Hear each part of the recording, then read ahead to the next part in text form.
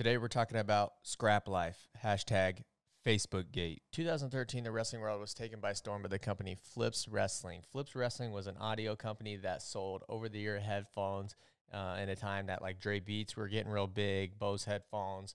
Everybody wanted, the noise canceling, over-the-ear, old-style looking headphones.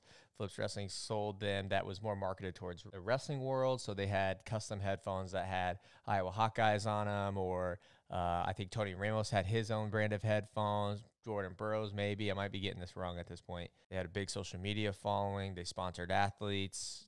Things were looking good for Flips Wrestling. As time went on, the over-the-ear headphones kind of phased out. People started wearing in-ear headphones. Headphones became more wireless. The game kind of changed. I think just the overall style of headphones started fading away a little bit. So Flips Wrestling, I believe, started selling socks maybe, and they kind of got a little bit into the apparel game. Eventually, they ended up changing into what we have today, what the video is about, called ScrapLife. ScrapLife is a wrestling-based apparel company that they sell, according to them, higher-end wrestling apparel. I've never bought anything from them. I know a lot of people have. They have a big online following. I believe they have almost 90,000 Instagram followers. They signed a bunch of athletes. They have David Taylor, Bo Nichols, Zane Rutherford, Jason Nolf, and a bunch of other guys that are not Nittany Lions. Thomas Gilman, Joey McKenna, Seth Gross, Anthony Ashnault, and I'm sure some more in the past that I'm missing. But now we're getting to what the video is more about today. So on Friday, June 5th, 2020 at 11:23 a.m., I'm pretty sure the ScrapLife Facebook page made a pretty controversial post where they kind of talked about the current race war that's going on in the world, coronavirus, a pretty overall anti-democratic stance, even calling Democrats scum. And at the end, the post says, well, at least I can say that I lived through the complete dumbing of society. You can pause the video and read all this if you want to read the whole thing. I'm not going to read it all because it is kind of lengthy. The post was removed 2 minutes later, but with modern technology, we at StaleMates, we have all of the receipts. Now, before we get into the weeds with this whole ScrapLife hashtag FacebookGate, I will point out back in April that they posted a cartoon picture of all their athletes where it kind of showed how non-diverse they are or were or whatever. Kyvan Gatson, quote, retweeted the picture or the cartoon, and he said, aren't you guys going to add some color? Because every single athlete on there was about the same shade of white in the cartoon. I'm not here to really give my opinion on that at all. I'm just saying that whoever made this cartoon maybe could have added some different shades of white and maybe help themselves out. But if you look at the cartoon, it doesn't give them the greatest look. All right, back to the hashtag FacebookGate. Friend of the show, Pat Mineo, posted a screenshot of a Twitter DM on the Wrestling Room, a wrestling forum, what appears to be a direct message from ScrapLife. And I don't know if it was to Pat or if it was to somebody else, but they seem to kind of want to get ahead of it. And if you know Pat, Pat is not afraid to go ahead and put things out there for the wrestling world to see. And so I think that they were trying to message him to get out in front of this before he did so. They messaged him saying, our Facebook was hacked. We dealt with it immediately. Just wanted to let you know. Crazy. Again, I'm not trying to give my opinion on the actual Facebook post itself, more so how ScrapLife handled the problem. They said that they were hacked. Now, if you know anything about the internet, you know that this has no real characteristics of when an account gets hacked. Usually when an account gets hacked, it's not a long thought out post. Usually it's something a little bit more immature, or it's trying to expose something about the actual account that they're hacking. People usually don't hack people's accounts to post some sort of political rant. If you look up the definition of hacked on the internet, the second definition is use a computer to get unauthorized access to data in a system. Now, fast forward to about 3:28 p.m., there was another ScrapLife direct message that came out where ScrapLife said, hi, John, thank you for bringing this to our attention. An employee had access to our ScrapLife account and had mistakenly published this post thinking it was their personal account.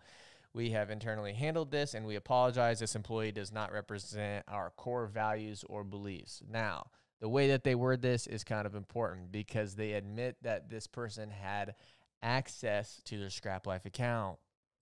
Now, if you remember me previously saying that the definition of hacked is somebody who has unauthorized access to an account or computer or whatever.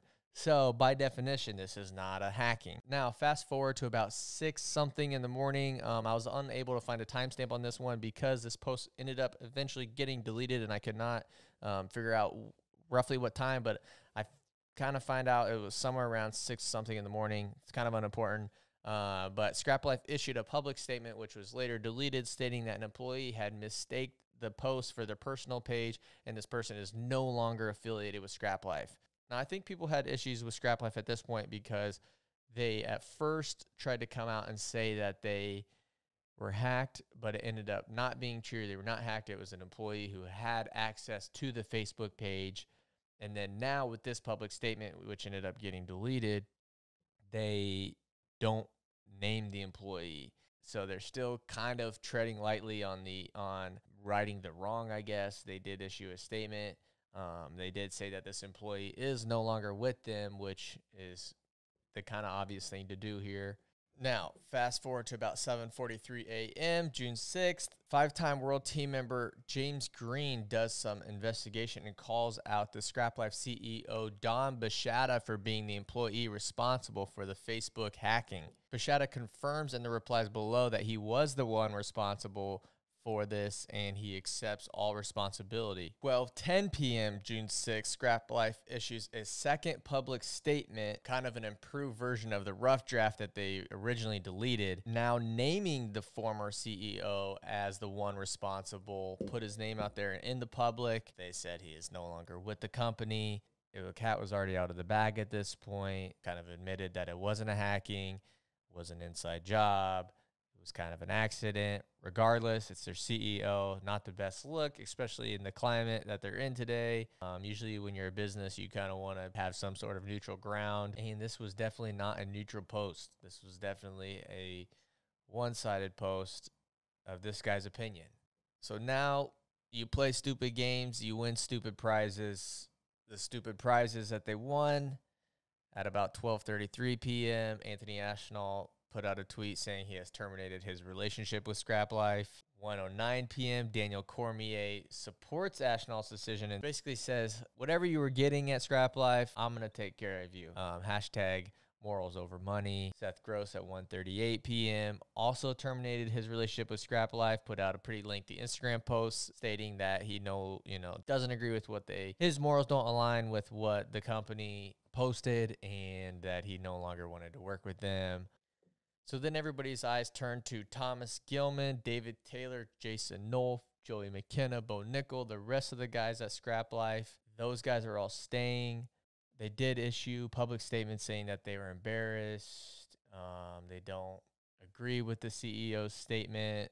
They basically were just stating that they were going to stay and that they do not agree with and were ashamed of what was put out there by ScrapLife.